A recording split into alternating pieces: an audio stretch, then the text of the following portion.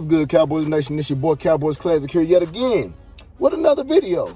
First things first, if you haven't already, please hit that like button. Please hit that subscribe button. It helps the channel grow, helps me grow, and it pushes my content out, man, and I really appreciate it. So if you have not already, take a moment out to hit that like and subscribe button for your boy. Dallas Cowboys, you heading into week number 4. We in sole possession of first place for the NFC East after beating the brakes off the Philadelphia Eagles. And one thing that I've noticed about Philadelphia Eagles content creators is that they've been humbled. Along with they sorry-ass team, they've been humbled. You look at all the Philly content creators on YouTube, their whole pitch didn't change. They went from talking about hurt season this and hurt season that. Well, guess what, Philly? So far, your season hurts. Your season hurts. As enjoyable as it was beating the brakes off the Eagles, we can't stay there. We can't stay there. We got to move on to the next. And the next team on our schedule is the Carolina Panthers. Now, in terms of the Carolina Panthers, will they be the toughest team that the Dallas Cowboys have faced so far this season? No, I don't think so. Should we take them lightly at all? Hell no. Now, granted, I understand they haven't played the toughest of teams. I believe they played the Texans, the Jets, and the Saints. And these are not world beaters of teams. They're not. And whenever they played the Saints, they was dealing with some type of COVID outbreak, I'm believing, where half of their coaching staff was gone, a lot of their players were missing, so they didn't even play them in full strength. But any way you want to look at it, 3-0 is 3-0. Not all teams in the league are 3-0, so when you find a team, or when you're facing a team that's 3-0, you got to respect that 100%. One thing about Carolina, too, they're also dealing with some significant injuries on their team. Christian McCaffrey, who no question is their biggest threat on offense, he's dealing with some type of hamstring injury, I believe, but he won't be playing against us on Sunday. And also their first round pick, J.C. Horn, who's been playing really, really well, I feel, so far this season, even as a rookie. He broke his foot against the Texans last week, man. So he was a starting corner for them, very impactful, and he's going to be gone too whenever they play us on Sunday. Of course, they got more injuries than that, just like all the teams in the league do. But those are the two injuries that I see are probably going to be the most impactful to their team in a negative way. And those are things that our team should be able to exploit. All that being said, they still got weapons on offense. They also have a quarterback who's playing well in Sam Darnold. And they also have a very athletic defense who, from what I can see, is extremely aggressive in both the pass game and the run game. What that means is that on Sunday, I'm expecting them to bring the heat all day long. They bringing the heat. There's no question about that. When you look at the last 3 games that they had, granted, I understand these are not world beaters of teams that they've been playing against, but they've been blitzing like a mug.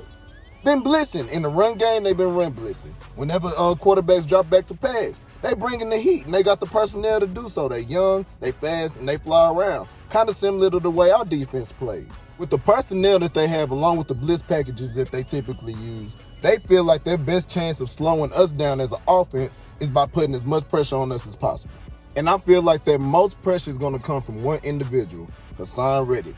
Dude is a dog, man. And a lot of people in this time in Arizona label him a bust because he wasn't as productive as they expected him to be for a first-round draft pick. And honestly, I feel like he was playing out of position. They play him as like an off-ball linebacker, I think, in Arizona. Whereas now, in Carolina, he's playing on the line at defensive end as a pass rusher. And you can see the impact that he's having for that defense. He's no question their top pass rusher. And we got to look out for that. On the offensive side of the ball, I understand they don't have Christian McCaffrey, but they do have a big play waiting to happen in DJ Moore. You got to take account for him too. Because like I said, if you sleep on DJ Moore, he's a game changer who might just break you if you give him the opportunity. The complimentary receivers that they have over there, I think one of them, I forget his name, can take the top off of the defense. He's a speedster from what I can see. Can take the top off of defense, and you can't sleep on him either. He catch you lacking, before you know it, it's an 80-yard bomb over the top. And we haven't given up too many of those throughout the season, but you don't want to start on Sunday. That's going to bring me to my keys to victory. Key number 1, keep Dak clean. Keep Dak clean. Keep Dak clean. This might be one of the tougher defenses that we're going to face all year long. And I know it's early. We only 3 games in. But so far, their defense is looking legit. Tyron Smith going to put the clamps on their right defensive end. Burns, I believe is his name. Tyron Smith going to put the clamps on him. Terrence Steele is going to be on the opposite side, probably going against Hassan Reddick. Now, I understand Terrence Steele been having 2 games where he was playing extremely well, but you got to help him this game. I still feel like Terrence Steele will do okay, but Hassan Reddick is a speed athletic type pass rusher. I feel like a lot of tackles, especially younger tackles, have trouble in stopping, a speedster like that coming off of the edge. So what I would do is I would help Terrence Steele out a bit in protecting Dak Prescott's right side. If that means having a running back help protect, having a tight end help protect, do that to slow Hassan Reddick down because, like I said, he's a game breaker, he's a game changer, and the last thing you want is Dak Prescott under duress all game long. You know what I mean? So just look out for Terrence Steele. He's been doing good, like I said, so far, but you want that to continue. And if that means helping him out a bit on the right side, by all means do that. Key number 2, force Sam Darnold into mistakes. Put that heat on his ass. Put it on him. Now, granted, I understand he's having a great season in comparison to the seasons that he's had in the past, but I think mainly that's because nobody is putting heat on him. All the teams that they play, what elite defense has he played so far? Now, I understand the Saints have a pretty good defense. Last year they did at least. This year, whenever they played them, they wasn't at full strength. Let's keep it a bang. They wasn't at full strength. And we're not at full strength. I'm not crazy. I understand we're not at full strength too. But one thing that we do have is 2 pass rushers in Randy Gregory and Michael Parsons. And their offensive line is not the best of the best. When you being honest, they can be exploited. And I think we have the personnel and the speed to be able to exploit the offensive line like the one that they got. Michael Parsons and Randy Gregory, I feel, can put Sam Darnold under a lot of distress on Sunday, or a whole lot.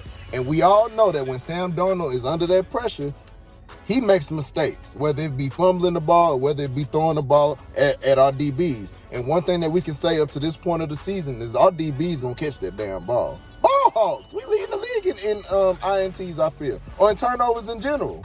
Ball hawks, I dare you to throw Diggs' way. If you can make Sam Darnold uncomfortable, you can force him into making mistakes. There's no question about that. And honestly, I believe that our streak of turnovers every week still continues on Sunday. I believe that. If you put pressure on them, you give our defense a chance to get some takeaways. Key number 3, continue to trust your run game. The past 2 weeks, we rely heavily on the run. Against the Chargers, we rely heavily on the run. Against Philly, we rely heavily on the run. If you can establish a run game, you'll open up everything else in your playbook to where they won't be able to stop anything. They won't be able to stop nothing. Now, I understand every team that has faced Carolina has not had the most success in running the ball. We're different. They have not faced the offensive line like the ones that we have. They ain't faced the Zach Martin yet. They ain't faced the Tyron Smith yet. They ain't faced the Zeke yet. Yeah, they faced the Alvin Kamara. He's a different type of back than the ones that we have. Zeke is going to hit you back. Tony Pollard might be the fastest back that they face. We have a dual threat in the backfield. Use them. That's going to open up everything that you can ask for in terms of an offensive playbook that we have. Us having success in the run game is going to have to force them to respect that run and load the box up. If you do that, that can dissect that defense. Those are my keys to victory. I feel like if we follow these keys, that gives us the best chance of winning. Like I said, Carolina ain't no slouch, but I feel like we have a better team. Thanks to everybody for tuning in. Continue to watch, comment, and subscribe. Tell a friend, trying to get this channel to grow. Cowboys Nation, rise up. If you ain't with us, wise up. Holla at your boy, man. Peace.